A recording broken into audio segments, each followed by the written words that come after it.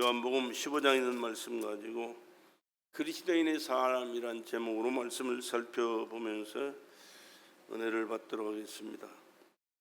창세기에는 하나님께서 태초에 천지를 창조하시고 사람을 지으시고 사람들이 살아가는 과정을 또 언제까지 살아가면서 얼마나 많은 자녀를 낳고 생을 마쳤는가에 대한 말씀들을 자세하게 기록해 놓고 있습니다. 그 중에 다른 말씀드릴 수가 없고 에녹이라는 사람이 나오는데 에녹의 아버지가 누구냐? 18절에 있습니다. 야렛이라는 사람입니다. 야렛이라는 사람인데 162세에 에녹을 낳았고, 가상인물이 아닙니다. 실존인물입니다.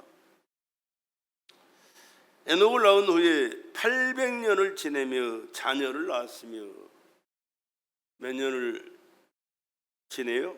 800년이요. 그때 당시에는 얼마나 수명들이 길었는지 몰라요. 보통 900년 이쪽 저쪽으로 살았어요. 제일 오래 산 사람이 무두셀라 969세까지 살았거든요. 그가 962세를 향수하고 죽었더라. 962세까지 살다가 죽었어요. 사람들은 다 죽어요. 아담이 죽었고 그의 후손들이 다 죽어요. 그런데 에녹이라는 사람은 특별한 사람이에요. 보세요. 에녹은 65세에 무두셀라를 낳았고 65세까지 자식이 없었습니다. 그런데 65세에 무두셀라를 낳았고, 아까 말씀드렸죠. 제일 오래 산 사람이 누구냐? 그러면 무두셀라라고 그랬거든요. 969세까지 산 사람이 무두셀라예요. 무두셀라를 낳은 후에 300년을 하나님과 동행하며 자녀를 낳았으며, 중요한 것은요, 300년 동안 누구와 동행했다? 하나님과 동행했다. 할렐루야. 무두셀라를 낳은 후에 300년을 하나님과 동행하며 자녀를 낳았으며, 하나님과 동행했기 때문에 하나님과만 산 게 아니에요. 가정을 이루고 부부생활을 하면서 자녀를 낳고 살면서도 하나님과 동행하는 삶을 살았다. 그러니까 에녹이 사는 삶이나 오늘 우리가 사는 삶이나 똑같은 거예요. 중요한 것은 하나님과 동행했던 것처럼 오늘 우리도 하나님과 동행하는 삶을 살아야 될 줄로 믿습니다.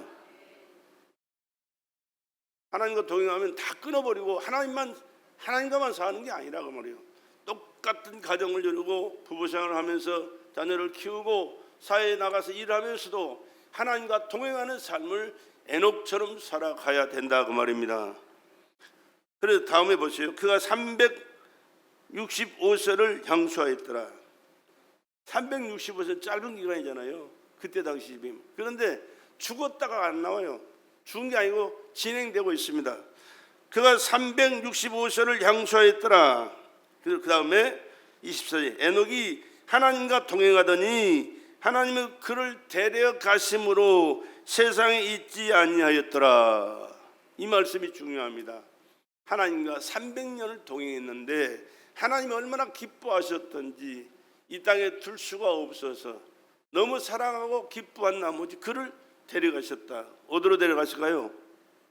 어디로 데려갔을 것 같아요? 하나님 계신 천국으로. 할렐루야. 하나님 계신 천국으로 살아있는 그 육체를 가진 자체를 하나님께서 에녹을 데려가셨다 말입니다. 제일 부러운 사람이 나는 이 사람이에요. 하나님 마음에 들고 하나님과 함께 하나님과 동행하는 삶을 살다가, 그럼 하나님이 그렇게 기쁘고 좋아서 데려가셨으면 지금 데려다 놓고 그냥 혼자 살도록 내버려둘까요? 지금도 하나님과 동행하고 살 줄로 믿습니다. 얼마나 복된 사람인지 몰라요. 에녹이 하나님과 동행하더니 하나님이 그를 데려가심으로 세상에 있지 아니하였더라. 그래서 첫 번째로 이 세상에서 그냥 들림받아서 하나님의 나라가 산 사람이 에녹이라는 사람이에요. 또 한 사람이 있어요. 성경에 열왕기상에 보면요, 17장에 보니까 디셉 사람 엘리야라는 사람 나옵니다. 디셉 사람 엘리야.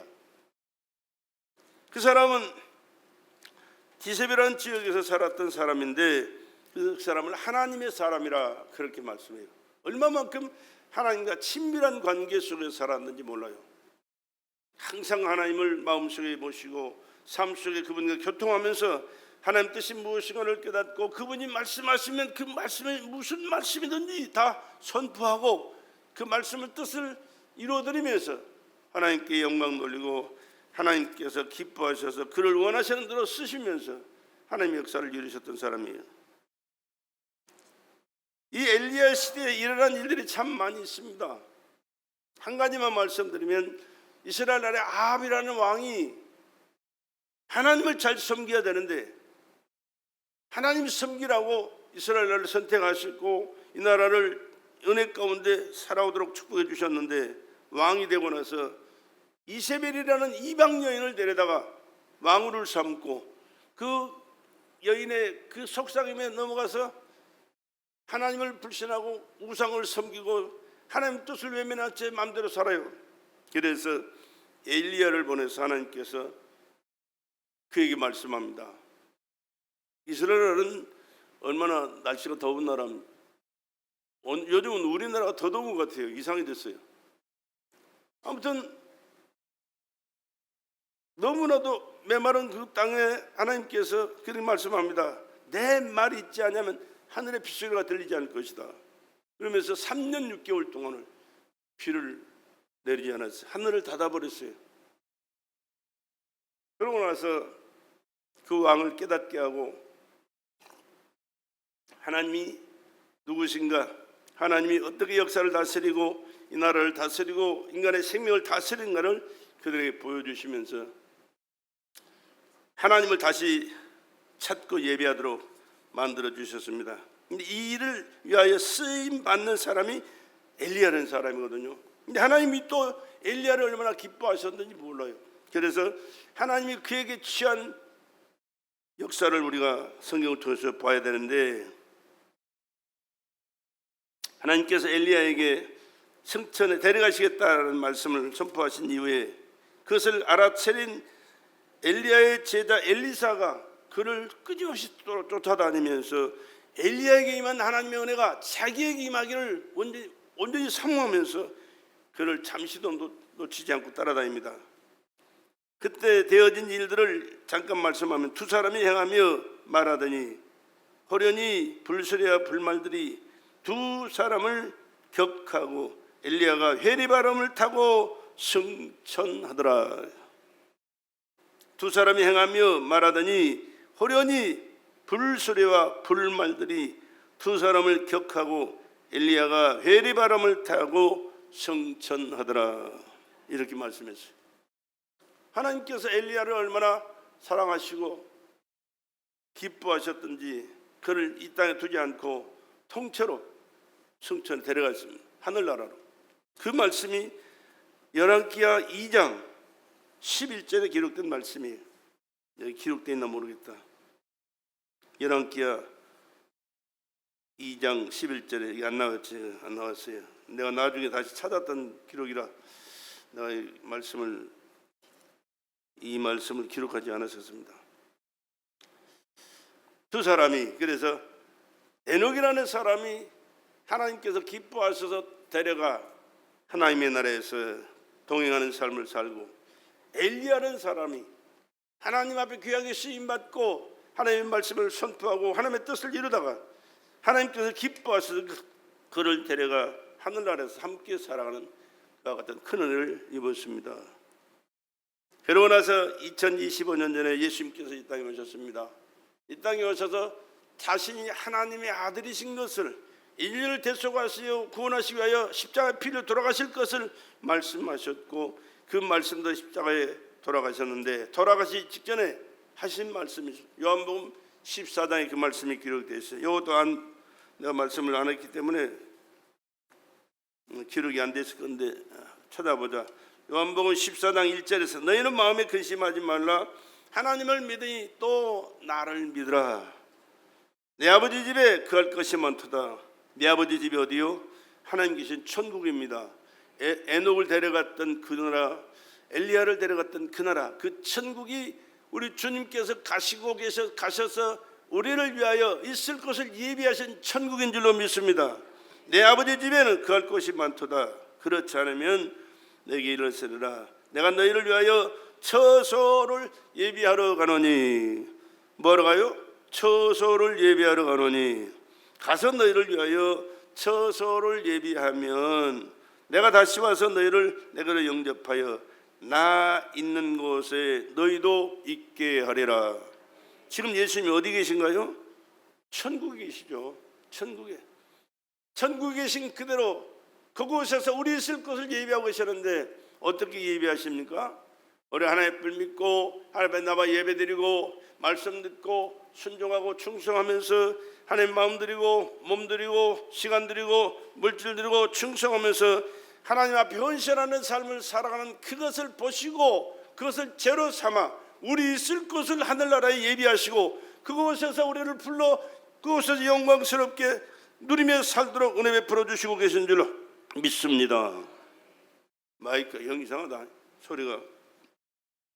가서 너희를 위하여 처소를 예비하면 내가 다시 와서 너희를 내게로 영접하여 나 있는 곳에 너희도 있게 하리라. 예수님이 재림하셔서 우리를 데려가실 때는 에녹처럼 엘리야처럼 우리를 변화시켜서 데려가게 될 줄로 믿습니다. 내가 가는 곳에 그 길을 너희가 알리라. 도마가 가로되 주여 어디로 가시느니 우리가 알지 못하거늘 그 길을 우리가 어찌 알겠습니까? 예수께서 가라사대 내가 곧 길이요 진리요 생명이니 나로 말미암지 않고는 아버지께로 올 자가 없느니라.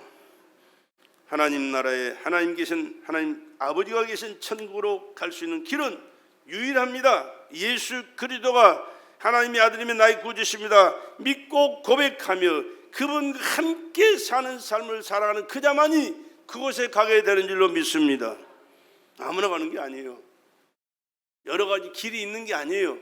다른 수단 방법으로 가는 길이 아니에요. 오직 예수 믿고 그 예수 안에서 새로운 피조물로 거듭나 하나님의 자녀로 천국 백성으로 살아가는 유일한 길이 예수 믿고 믿음으로 사는 길인 줄로 믿습니다. 물론 에녹이나 엘리야처럼 그렇게 우리가 이 세상을 살다 갈 수는 없지만 우리가 이 세상에 살아가면서 주님과 동거하는 삶을 지금 살고 있어요. 영적으로 우리가 육으로 나와 있지만 우리가 육으로는 주님과 어떤 그런 관계를 갖지 못하고 있습니다. 그러나 우리가 믿고 믿음으로 살아갈 때 그 영으로 살아계신 우리 주님께서 우리의 삶의 현장 속에서 눈에 보이지 않고 손에 잡히지 않지만 그 동일한 하나님의 은혜와 능력으로 역사하셔서 영혼이 잘된 같이 범사가 잘되고 강건한 축복 가운데 살도록 철저히 간여하시고 보호하시고 은혜 베풀어 주신 줄로 믿습니다. 그렇기 때문에 하나님이신 거예요. 사람으로 할 수 있는 일이 아니요 사람이 지식이나 생각으로 되어지는 게 아닙니다. 하나님만이 하실 수 있는 그 모든 일들을 성령으로 성경에 기록된 말씀 가운데 역사하셨듯이 오늘도 동일하게 우리의 삶 속에 역사하신다는 사실을 기억하시고 하나님이 누구신가 우리 구주 예수로 말미암아 하나님의 자녀된 자신을 발견하고 더 철저하게 믿고 믿음 안에서 하나님의 뜻을 이루는 가운데 영육간의 축복된 삶을 살아가는 저와 여러분 되시기를 주의 이름으로 축원합니다. 하나님과 동행하는 삶, 그래서 주님이 예비한 그 초에서 영원히 사는 이 삶, 이거보다 더 큰 축복과 영광이 없다는 사실을 기억하시고 철저하게 믿음 생활 잘하는 저와 여러분 되시기를 다시 한번 주의 이름으로 간곡히 부탁을 드립니다. 그러면 하나님과 동행하는 삶은 무엇일까? 그것은 우리 주님께서 여러분에게 원하시는 삶이라는 사실. 너는 너대로 살아라. 나는 나대로 있다가 나는 나대로 내 능력과 권세를 행사해서 너를 구원하지. 그게 아니고 우리의 삶의 현장 속에서 주님과 나와 하나 된 삶을 살아가야만이 하나님께서 동행하는 삶이라고 인정하시고 그날에서 영원히 사는 길을 허락하신다는 사실을 성경을 통해서 잘 말씀해 주고 있습니다. 하나님과 동행하는 삶은 그리스도와 연합하는 삶이다. 그리스도와 연합. 오늘 주님과 동행하는 삶을 말하고 있습니다. 에녹과 하나님이 동행했듯이 오늘 예수님과 우리 동행하는 삶을 살아가는 베델의 성도들이 되기를 주의 이름으로 간곡히 부탁을 드립니다. 그리스도와 동행하는 삶은 첫 번째가 오늘 15장 5절에 있는 말씀 그대로입니다. 나는 포도나무요 너희는 가지니. 나는 포도나무요 너희는 가지니. 포도나무와 가지를 한번 생각해 보십시다. 포도나무와 가지가 떨어질 수가 있습니까? 떨어져서는 안 되는 거예요. 떨어지면 죽는, 떨어진 그 순간부터 죽어요. 그렇기 때문에 항상 언제는 붙어있고 언제는 떨어집니까? 아니요. 짝신 나고 자라서 추악할 때까지 항상 붙어 있어야 돼요. 왜? 포도나무와 가지는 떨어질 수 없는 관계이기 때문에. 그리고 저가 내 안에, 내가 저 안에 있다. 포도나무와 가지 속에서는 항상 유기적인 관계를 맺고 있습니다. 뿌리에서 영양분을 공급해서 가지에게 전해주고 그 가지로 말미암아 살아서 잎이 피고 꽃이 피고 열매를 맺도록 해주는 거예요. 떨어지면 안 되는 거예요. 항상 공급이 돼야 됩니다. 항상 붙어 있어서 항상 영양분이 공급이 돼야 돼요. 저 안에 있으면 이 사람은 과실을 많이 맺나니. 그렇죠. 그러니까 예수님과 그런 유기적인 관계를 하고 있을 때 예수님께서 그의 삶을 책임져 주실 때 그의 삶은 풍요로워서 풍성한 결실한다, 그런 말씀인 줄로 믿습니다. 뿐만 아니라 나를 떠나서 너희가 아무것도 할 수 없다. 포도나무에 붙어있는 가지가 떨어진다는 순간 그건 미안하지만 그거는 끝이에요. 미안하지만 어떤 방법으로도 어떤 수단으로도 그건 살릴 수가 없어요. 떨어지면 죽는 거예요. 다시 붙일 수가 없어요. 마찬가지로 예수님과 연합한 그러한 삶을 살아간 자에게는 주님이 함께하여 주셔서 하나님의 풍성한 결실하도록 하나님이 역사하신다, 그렇게 말씀합니다. 나를 떠나서는 아무것도 할 수 없다. 그러나 나와 함께 있을 때 포도나무가 풍성한 수확이 결실하듯이 결실이 수확이 풍성하듯이 내 삶이 풍성하리라. 우리 베델의 성도들이 예수로 말미암아서 하나님께서 주시는 그 풍성한 결실 가지고 영적인 육적인 삶을 살아갈 수 있기를 다시 한번 주의 이름으로 축복합니다. 얼마나 중요한지 몰라요. 물론 예수 없이도 육적인 풍요로운 삶을 살아가는 사람들이 많이 있어요. 그러나 그것은 미안하지만 잠시 후에는 아무것도 없는 그런 존재로 끝나버리고 말아요. 그러나 예수님께 붙어있는 가지가 됐을 때 육적인 삶도 오래 하나님께서 보증해 주시지만 더 중요해서 영적인 영원한 삶을 하나님의 나라에서 보증받고 하나님의 영광을 누리는 삶을 살게 되는 줄로 믿으시고 영적인 주님과의 관계를 철저하게 잘 하셔서 주님이 내 삶을 철저하게 책임져 주시는, 주님과 동행하는 하나님의 보장 속에 살아가는 우리 성도들이 되기를 주의 이름으로 간절히 축복합니다. 그리고 포도나무는 그리스도라고 말씀합니다. 그리스도. 예수님 자신을 포도나무라고 말하신 것은 단지 비유로 적절하게 사용하신 그런 내용입니다. 오늘 믿는 자녀들은 가지입니다. 나도 여러분도 예수님께 붙어있는 가지인 줄로 믿습니다. 예수님이 내 지체라는, 나는 가지에 지나지 않아요. 그러니까 몸통이신 예수님께 붙어있어야 돼. 어디에 붙어있든지 간에 머리털로 붙어있든지 귀로 붙어있든지 코로 붙어있든지 손과 발로 어떤 발가락 손가락 붙어있든지 항상 주님의 지체에 붙어있는 가지 역할을 감당할 수 있기를 주의 이름으로 간절히 부탁을 드립니다. 중요한 거요. 별 볼 일 없는 것 같고 귀찮은 것 같지만 아니요. 붙어 있어야 돼요. 붙어있는 가지로서의 삶을 살아야 하나님께서 그의 삶을 책임져 주시는 것이지. 가지와 포도나무, 그리스도와의 관계에는 이 공통점이 있습니다. 사계절 유기체예요. 유기적인 연합이요. 사계절입니다.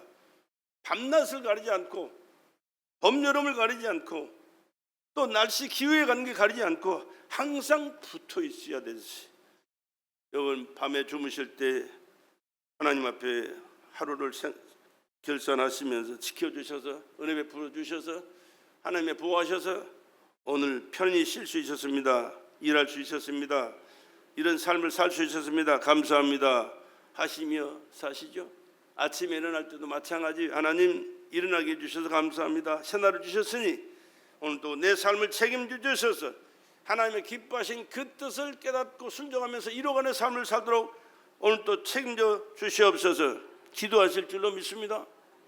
그리고 여러분의 삶의 현장 속에서 되어지는 것 모든 일이 어느 것 예외된 게 없어요. 일일이 다 하나님 앞에. 우리 종룡자 선교사님은 고자질잖아요. 고자질. 나는 고자질로 살아요. 주책으로 살아요. 주님이 책임져 주시는 그 삶 때문에 고자질하면서 산다. 별거 아닌 것 같아도 아니요, 아닌 게 아니에요. 얼마나 철저하게 해야 되는지 몰라요. 왜? 그만큼 그분을 인정하는 것이기 때문에, 그분을 사랑하는 것이기 때문에, 그분이 일할 수 있도록 기대하는 것이기 때문에. 할렐루야. 다 내 마음대로 다 해놓고 하나님 앞에 나중에는 이렇게 했습니다, 그렇게 했습니다 그러면 통보하는 거지. 하나님 믿는 게 아니에요. 그분을 기대하고 의지하는 게 아니에요. 하나님 앞에 철저하게 애들이 부모들을 찾고 부모한테 맡기고 부모의 은혜 속에서 살아듯이 우리가 하나님 아버지 은혜 속에서 살아가는 어린 자녀처럼 철저하게 신앙생활 할 수 있는 저와 여러분 되시길 주의 이름으로 간절히 부탁을 드립니다. 그 관계가 유기적인 관계로 돼야 돼요. 24시간 가정에서도 직장에서도 사업장에서도 사회에서도 어디를 가든지 무엇을 하든지 항상 주와 동행하는 믿음의 삶을 살아가는 우리 배달의 성도들 되기를 다시 한번 주의 이름으로 간절히 부탁을 드립니다. 그럴 때 그분의 영향을 공급받고 살아요. 힘을 공급받고 살아요. 이름의 권세와 능력을 공급받고 살아요. 또 열매를 맺혀야 돼요. 하나님 앞에 기도했고 하나님께서 응답하셨다면 안 될 수가 없는 거예요. 무엇이든지 어떤 일이든 상관없어요. 그러나 하나님이 역사하시도록 하나님께 맡기고 기도하지 않고 내가 수단 방법을 내 지식을 의지해서 경험을 의지해서 한다면 하나님께서 그만큼 인정을 받지 않으셔서 일할 수 없으실 때는 내가 책임져야 되는 거예요. 잘 될 것 같지만 잘 되지 않는 때가 더 많아요. 그러니까 이런 것을 늘 생각하시면서 기도하시면서 또 하나님께서 맡기고 기도했는데도 안 됐다 그러면 하나님께서 더 큰 것을 더 좋은 것을 예비하시고 계신다는 사실을 의심하지 말고 믿고 기도하시면서 더 인내하시면서 기도하시고 나가면 더 크고 놀라운 일들을 경험하도록 역사해 주시는 좋으신 하나님이 여러분의 삶을 책임져 주실 줄로 믿습니다. 왜 그런지 아십니까? 그분은 영광을 받으셔야 되거든요. 영광 받기를 원하셔서 하나님 앞에 맡기고 기도하고 하나님 뜻대로 행하는 모든 일들은 반드시 하나님께서 풍성하게 주시게 되어 있습니다. 왜? 그분 앞에 영광 돌려야 되니까. 영광 받으시길 원하시는 분이 하나님이시라는 사실입니다. 또 저가 내 안에 내가 저 안에 있음이랍니다. 주님과 연합된 삶은 주님 말씀 중심으로 살아가는 거예요. 예수님은 하나님이지만 하나님의 아들로 이 땅에 오셨고 아버지 뜻을 이루기 위하여 이 땅에 오셨기 때문에 자기 의무대로 한 말씀이 한마디일 수는 없어요. 하나님께서 내게 주신 아버지 말씀이 내게 주신 말씀 그대로 그는 선포했고 살았고 실천했습니다. 요한복음 12장에 거기에 대한 말씀이 기록되어 있거든요. 여기도 거기에 안 돼 있는데 찾아보라. 요한복음 12장 47절에 사람이 내 말을 듣고 지키지 아니할지라도 내가 저를 심판하지 아니하노라. 내가 온 것은 세상을 심판하려 함이 아니요 세상을 구원하려 함이로라. 나를 저버리고 내 말을 받지 아니하는 자를 심판할 이가 있으니 곧 나의 한 그 말이 마지막 날에 저를 심판하리라. 하나님은 오늘도요 우리의 삶 속에 주님 말씀대로 순종하지 않는다고 심판하시는 분이 아니에요. 그냥 심판은 하지 않고 그냥 계세요. 그리고 마지막 날 하나님 앞에 우리가 섰을 그때 주님께서 하신 말씀이, 그 말씀이 그를 심판하시다. 너는 내 말을 무시했다, 들었다, 순종했다, 충성했다. 너는 나를 무시하고 내 말 듣지 않았다, 네 마음대로 살았다. 하나님께서 그때 말씀하실 때는 우리가 어떻게 변명할 수가 없어요. 내가 내 자유로 말한 것이 아니오. 그래요. 예수님께서 하신 말씀은 자유로 한 말씀이 아니에요. 한마디도 자기 말 자유로 말씀하신 것이 아니라 아버지께서 내게 주신 말씀 계속 하셨어요. 평생 동안. 내가 내 자유로 말한 것이 아니오. 나를 보내신 아버지께서 나의 말할 것과 이룰 것을 친히 명령하여 주셨으니 나는 그의 명령이 영생인 줄 아노라. 그러므로 나의 이르는 것은 내 아버지께서 내게 말씀하신 그대로 이루노라 하시니라. 요한복음 12장 47절에서 50절에 있는 말씀이에요. 기록하셨다가 찾아보세요. 너무 중요한 말씀이에요. 예수님께서 직접 하신 말씀이고 그 말씀의 근거에서 이 땅에 오셨고 사셨고 순종하셨고 또 우리를 구원하시기 위해 죽으신 분이에요. 그리고 그가 하신 말씀이 오늘 우리의 말씀 삶의 기준이 되어가지고 하나님 앞에서 심판의 기준이 되고 있다. 48절 다시 한번 읽을게요. 나를 저버리고 내 말을 받지 않은 자를 심판할 리가 있으니 곧 나의 한 그 말이, 주님께서 내뱉은 그 말씀이 곧 마지막 날에 저를 심판하리라. 내가 내 자유로 말한 것이 아니요 나를 보내신 아버지께서 나의 말할 것과 이룰 것을 친히 명령하여 주셨으니 나의 그의 명령이 영생인 줄 아노라. 주님의 말씀이 명령으로 받을 때 그 말씀은 뭐라고요? 영생을, 영생이라니까. 영원한 생명을 그 말씀 속에서 우리가 얻게 돼요. 나는 그의 명령이 영생인 줄 아노라. 그러므로 나 이르는 것은 내 아버지께서 내게 말씀하신 그대로 이루노라 하시니라. 그대로 이루는 말씀이 뭐요? 성경 말씀이에요. 그러니까 우리는 다른 어떤 것을 참작해서 살 게 아니고 하나님의 말씀 그대로 믿고 순종하며 사는 것이 하나님 뜻대로, 주님 뜻대로 주님과 동행하며 사는 삶인 줄로 믿습니다. 얼마나 중요한지 몰라요. 신앙생활은 내 마음대로 하는 게 아니에요. 내 생각, 내 기분대로, 감정대로 하는 게 아니에요. 하나님의 말씀대로 하는 거예요. 말씀대로 하는 거예요.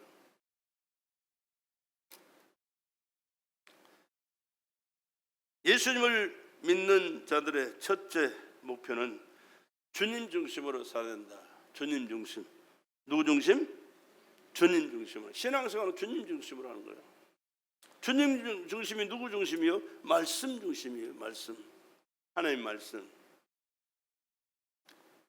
주님은 내 삶의 최우선 순위가 돼야 돼. 먼저 그의 나라와 그의 의를 구하라. 그럼 이 모든 것을 내게 더해 주시겠다. 마태복음 6장 33절 말씀이요. 지금까지 내 생각과 내 방법대로, 내 기분대로, 감정대로, 내 지식대로, 경험대로 살았을지라도 이제는 주님 말씀대로, 주님 뜻대로, 주님이 원하시는 그 목적대로 살아가는 저와 여러분 되시기를 주의 이름으로 간절히 부탁을 드립니다. 그리스도 안에 거하는 나의 삶은 그리스도의 행위를 본받아야 된다. 그렇게 말씀하거든요. 그렇습니다. 말 따로 행동 따로가 돼서는 안 되죠. 말하는 그대로 행동하는 삶을 살아갈 때 우리 주님이 인정하시고 그 삶을 책임져 주시게 되는 겁니다. 그래서 성경은 그리스도와 행하는 대로 행해야 된다고 말씀하죠. 그래서 찬송가도 그러잖아요. 예수 따라가며 복음 순종하며 주님의 뜻 행하겠네. 찬송가 518장에도 예수 닮기 원합니다. 뭐든지 예수 닮기 원해요. 뭐든지 닮아야 돼. 왜? 그분이 하나님의 아들일 뿐만 아니라 나를 구원하셔서 유일한 구세주요 내 삶을 책임져 주실 생명의 주인이시기 때문에 나를 죄악에서 멸망에서 구원하셨고 마귀의 손에서 건져주시고 지옥의 형벌에서 건져주시고 저 천국으로 인도하실 분이 예수시기 때문에 그냥 인도한 게 아니에요. 이 땅에 내 죄의 죄값을 지불하시기 위하여 육신을 입고 오셨을 뿐만 아니라 죄값을 사망이기 때문에 그가 내 대신 죽으신 거예요. 내 대신 죽으신 분이 예수십니다. 여러분 대신 죽으신 분이 예수세요. 그래서 우리가 예수 믿어야 되는 거예요. 예수님께서 구원해 주신 것을 감사해야 되고, 그분의 말씀에 순종하는 삶을 살아야 되고, 그분을 내 삶 속에 최우선순위로 두고 그분 뜻대로 우리가 살아갈 때 주님, 그 주님과 동행하는 삶을 살아가는 자요, 전국에서 그 주님이 영원히 함께 살 수 있도록 우리를 천국으로 인도하시는 줄로 믿습니다. 교회는 나와도 주님은 닮지 않는다면 주님께서 얼마나 기뻐하시겠어요? 기뻐하실 수가 없어. 그리스도 안에 거하려면 그리스도의 계명을 지키라. 요한일서 3장 24절에 말씀하죠. 또 요한복음 15장 10절에 계명을 지켜야 나의 사랑 안에 거하게 된다, 그렇게 말씀하잖아요. 바울은 자신과 그리스도와의 관계를 그리스도와 함께 못 박혔다. 그러니까 예수님께서 십자가에 못 박힐 때 자기도 거기에 못 박혀 죽었다 그래요. 그리고 그리스도 안에서 그리스도께 사신 때, 부활하실 때 나도 부활했다. 그래서 이제 내가 아니라 내 안에 예수가 사셔서 내 삶을 예수가 전적으로 책임져 주시는 그런 삶을 살아가고 있다라고 얘기하잖아요. 그리스도의 죽음은 나의 죽음이고 그리스도의 부활은 나의 부활이다. 여러분, 그러한 믿음을 가지고 고백하면서 살아갈 수 있기를 주의 이름으로 간절히 부탁을 드립니다. 예수의 죽음은 나의 죽음이고 예수의 부활은 나의 부활이다. 한번 같이 합시다. 예수의 죽음은 나의 죽음이요 예수의 부활은 나의 부활이다. 예수가 죽었을 때 내 죄를 대속하셨기 때문에 죄와는 죽었습니다. 그러나 예수가 부활하실 때 우리 영혼이 살아서 하나님의 자손, 전국 백성으로 예수의 부활 보장 속에 이 세상을 살아가는 하나님의 자녀가 된 줄로 믿습니다. 과실을 많이 맺나니, 과실을 많이 맺을 때 결과를 살펴봅시다. 요한복음 15장 8절에 내가 아버지의 계명을 지켜 그의 사랑 안에 거하는 것 같이 너희도 내 계명을 지키면 내 사랑 안에 거하리라, 그렇게 말씀하셨어요. 주님의 사랑, 주님의 계명을 지킬 때 주님의 그 사랑 안에 거하는 것 같이 또 내 계명을 지키면 내 사랑이 너희 안에서 그 사랑을 충만히 누리며 살게 하리라, 그렇게 말씀합니다. 그러면서 하나님 아버지께서 영광을 받으신다. 아까도 말씀드렸지만 하나님은 영광을 받기를 원하십니다. 사람들도 그러잖아요. 영광 받기 얼마나 기뻐하는지 몰라요. 좋아하는지 몰라요. 남의 영광을 빼앗는 사람도 얼마나 많습니까? 근데 빼앗는다고 되는 게 아니에요. 하나님은 그렇게 빼앗는 영광을 요구하시는 것이고, 하나님과의 관계를 바로 하고 잘해서 하나님께서 주신 은혜를 받아 복된 삶을 살아갈 때, 열매를 맺고 살아갈 때, 영광을 나타내는 삶을 살아갈 때 그 하나님이 모든 영광을 받잖아요. 뭐 연예인들의 그 삶을 어떻게 사는지 잘 모르긴 하지만은, 그들이 하는 고백이 진실인지는 모르겠지만은 그 특별한 상을 받을 때는 하나님께 영광을 돌린다고 그런 얘기하잖아요. 그 영광을 돌릴 때 하나님 영광을 받으실 겁니다. 그런데 그가 얼마만큼 하나님과 좋은 관계 속에서 그렇게 했는지, 그냥 형식적으로 했는지는 모르겠지만 그래요.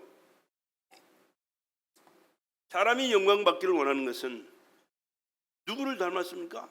하나님의 형상과 모양대로 닮았어요. 그래서 하나님이 영광 받기를 원하신다는 사실을 우리는 기억하시면서 하나님 앞에서 축복을 받아 하나님께 영광을 올려드릴 수 있는 축복된 자의 삶이 되기를, 영광 받는 자의 삶이 되기를 주의 이름으로 축원합니다. 하나님 아버지께서 영광을 받으신다. 하나님이 영광 받게 하시는 첫째는 가지된 내가 열매를 맺게 하신다. 예수 그리스도가 나의 구주시고 예수 안의 삶을 살아가는 가지의 삶을 살아가면서 맺혀지는 열매, 그것을 기대하신다, 그런 말입니다. 하나님 아버지는 농부가 되시기 때문입니다. 농부의 영광은 뭐요? 추수 때의 결과물이잖아요. 풍성한 결실이요, 열매. 요즘 포도가 나왔대요. 다 나온 건 아니지만 특별하게 이제 그 뭡니까? 어떻게 해서 나오지?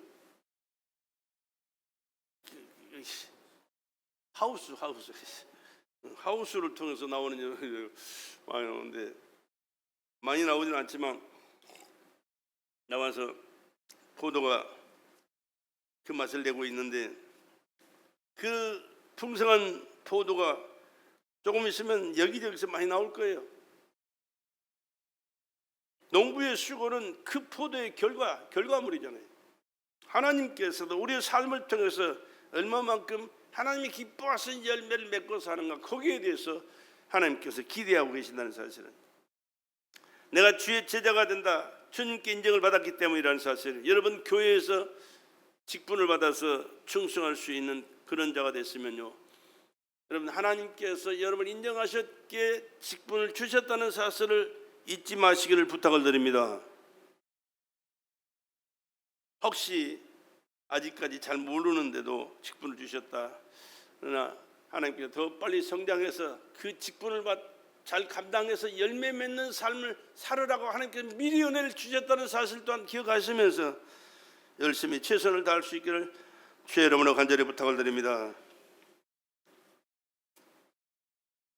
또 하나님께서 우리에게 열매를 맺게 하실 때는 육적인 것도 열매를 맺지만은 성령의 열매를 기대하신다는 사실을 기억하셔야 돼요.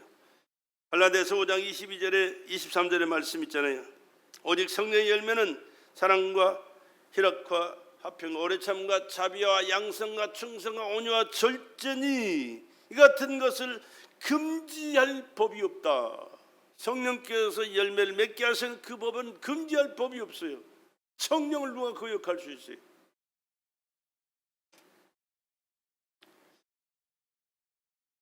성령은 인격적인 열매를 성령을 통해서 우리 가운데 맺게 하시는 거예요. 자기 자신의 내적인 열매를 맺는 것이 뭡니까? 사랑과 희락과 화평입니다. 자기 자신을 위해서 맺는 열매가 사랑과 희락과 화평입니다. 또 대인관계에서 맺혀지는 열매가 뭐요? 인내와 자비와 양선입니다. 인내할 수 있어야 되고 자비 베풀 수 있어야 되고 선하게 대해야 될 수 있어야 돼요. 하나님과 관계에서 맺는 열매 뭐요? 충성과 온유와 절제입니다. 아까도 말씀드렸죠. 일꾼 삼으신 것은 나를 인정하셨기에 내게 사명 주셨다는 사실을 깨닫고 충성해야 돼요. 충성 안 하면 안 되는 거예요. 충성과 온유와 절제, 겸손해야 돼요. 겸손. 내가 잘났어 그러면 안 돼요. 미안하지만. 또 절제해야 돼요. 이렇게 하나님께서 성령으로 우리 삶 속에 역사하셔서 맺혀야 할 열매를 맺게 하실 때 하나님 영광 받으시고 여러분의 삶 속에 하나님의 은혜와 축복이 넘치도록 베풀어 주실 줄로 믿습니다.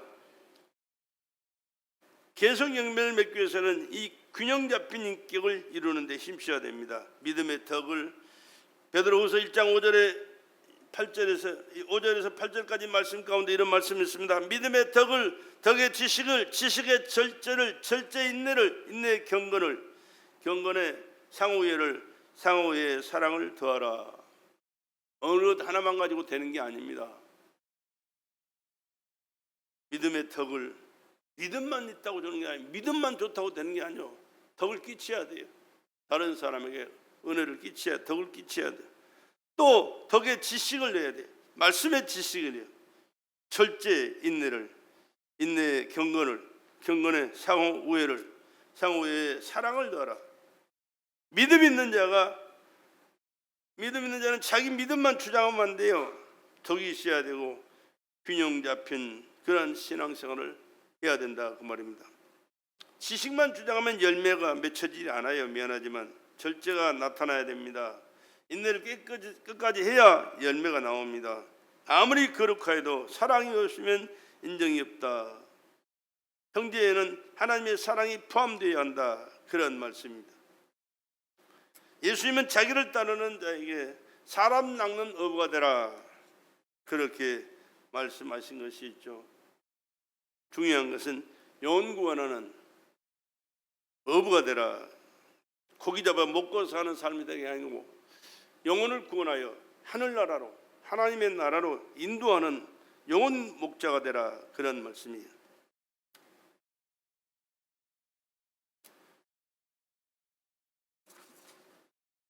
그러면서 주님께서 우리에게 하신 말씀이 뭡니까? 나를 떠나서 너희가 아무것도 할 수 없다. 우리는 주님이 얼마나 우리에게 중요한 분이고 절실한 분인가를 늘 살펴봐야 됩니다. 그리스도 중심으로 살지 않으면 아무것도 주님이 원하시는 것은 할 수가 없다 그래요.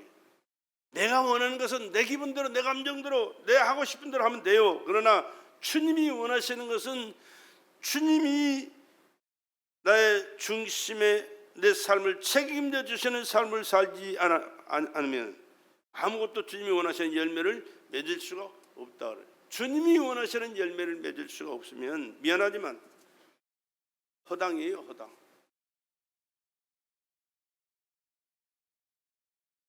고린도후서 3장 5절을 보면 나의 말로 내가 무슨 일을 하든지 그것은 하나님에게서 난 것이니 나의 만족은 오직 하나님에게서 온다. 내가 하고 있는 모든 것은 그리스도로 말미암아 된 것이다. 더욱 주님을 의지해라. 열매 맺는 것은 내가 아니라 주님이 열매 맺게 하신 것이다 라고 말씀합니다. 그렇습니다. 난 여러 사람들을 보게 되면은 그런 경우가 있어요. 말 속에만 주님을 인정하고 주님이 인도하시고 주님이 역사하시고 주님이 축복해 주셔서 오늘의 내가 있다라고 말하는 사람들은 그렇게 많지가 않아요. 주님이 시작했지만 이런 이런 과정을 통해서 내가 했습니다라고 하는 사람들이 들어있어요. 근데 그건 하나님이 안 기뻐해요. 올바른 신앙이 되질 않고 하나님이 계속해서 일할 수 있는 그런 관계를 가질 수가 없어요. 자나깨나 주님 앞에 감사하면서 주님이 은혜 베풀어 주셨습니다. 주님이 하셨습니다. 주님 영광 받으십시오. 주님께서 이렇게 인도하셨습니다. 축복하십니다. 더 큰 역사를 이루실 것입니다.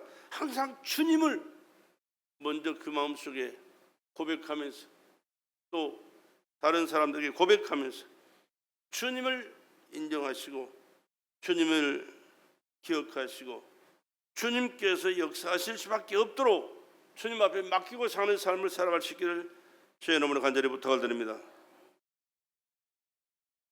미안하지만 우리는 언제든지 주님을 의지해야 돼요. 더 주님 해야 돼요. 잘 될수록 더욱 주님 의지해야 돼요. 잘 나갈수록 더욱 주님 의지해야 돼요. 복을 받을수록 더 주님을 의지해야 돼요. 근데 많은 사람들이 그렇게 안 하잖아요.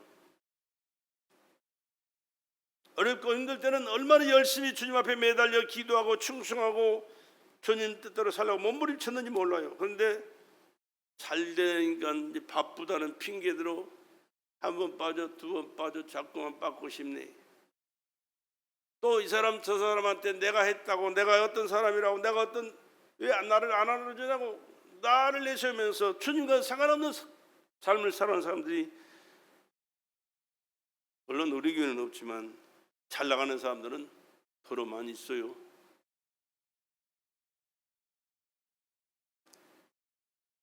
하나님의 아들 예수 그리스도 함께하면 모든 것을 할 수 있다는 사실을 기억하시고 내가 아니라 주님이 하셨습니다.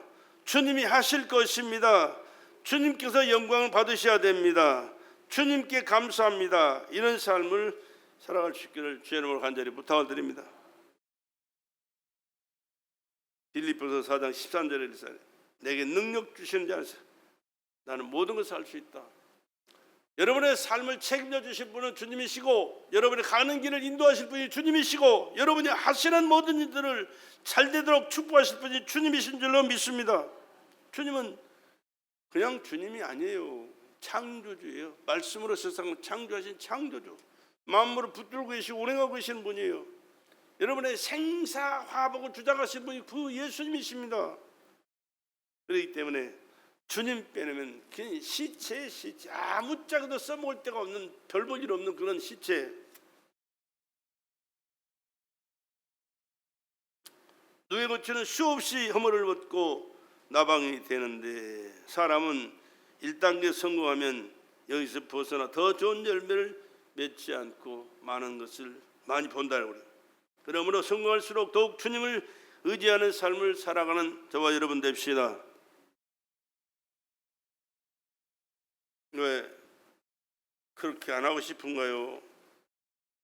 그러한 삶을 아직 못 살았다는 얘기입니까? 성공할수록 우리는 주님을 더 의지하는 삶을 살아가는 저와 여러분 됩시다. 하나님께서 주신 축복을 받았으면 남과 나누기도 해야 되고, 또 하나님께서 더 큰 복을 주실 수 있는 축복의 근원이 되는 삶을 아브라함처럼 살아갈 수 있기를 주의 이름으로 간절히 부탁을 드립니다. 그리스도 안에 삶을 살지 못하도록 방해하는 요소가 있다는 사실을 오늘 또 잊어서는 안 됩니다. 물질이 내 마음을 주장하면, 내 마음과 생각 속에, 내 삶 속에 물질이 우상이 되어버리면 하나님과의 관계는 뻐그러져 버려 말아요. 또 정력입니다. 또 이기심입니다. 또 세상 어떤 프로그램입니다. 이런 것들 때문에 하나님 자리를 빼앗아서 그들이 하나님 자리를 차지하게 되면 하나님은 그의 삶 속에 역사할 수가 없다는 사실이에요. 사람과의 관계보다 주님과의 관계가 더 우선이 되어야 된다는 사실을 기억하시고, 사람 믿지 맙시다. 하나님 믿고 삽시다. 하나님 제일주로 삽시다. 항상 하나님께 먼저 맡기고 기도하시고 하나님 뜻이 무엇인가를 묻고 깨달아서 하나님 뜻을 이루며 살아갈 수 있기를 주의 이름으로 간절히 부탁드립니다. 주의 말씀을 가까이하여 예수의 이름으로 세상적인 인간적인 것들을 끊어버리고 하나님 뜻이 무엇인가를 깨닫고 살아갈 때 하나님이 그의 삶을 책임져 주시고 은혜 베풀어 주시며 영광 받으십니다. 주님과의 교제와 사랑이 우선되어져야 올바른 신앙생활을 할 수 있고 주님이 기뻐하시는 삶을 살아갈 수가 있어요. 마르다 마리아를 여러분 설교를 통해서 많이 들으셨죠? 마르다는 언제나 주님을 대접하기에 바빴어요. 그래서 부엌에 가서 밥도 짓고 반찬도 만들고 얼마나 애쓰고 수고했는지 몰라. 그런데 마리아는 주님 발 앞에 앉아서 주님 말씀 듣기에 바빠요. 주님 말씀 한마디도 놓치지 않고 주님 말씀을 마음에 간직하고 주님이 기뻐하신 뜻이 무엇인가를 생각하면서 주님과 늘 마음을 맞춰가면서 살았어요. 그런데 결과가 어떻게 됩니까? 마르다는 원망하고 불평하잖아요. 근데 마리아는 옥합을 깨뜨려 주님께 부어드려요. 300데나리온이나 되는 옥합. 왜 그랬습니까? 주님과의 관계가 바로 되고 주님의 마음을, 주님의 생각을, 주님의 뜻을 깨닫고 나니까 너무 좋아서, 너무 기뻐서, 너무 귀해서 내가 가장 아끼는 옥합을 깨뜨릴 수가 있었던 거죠.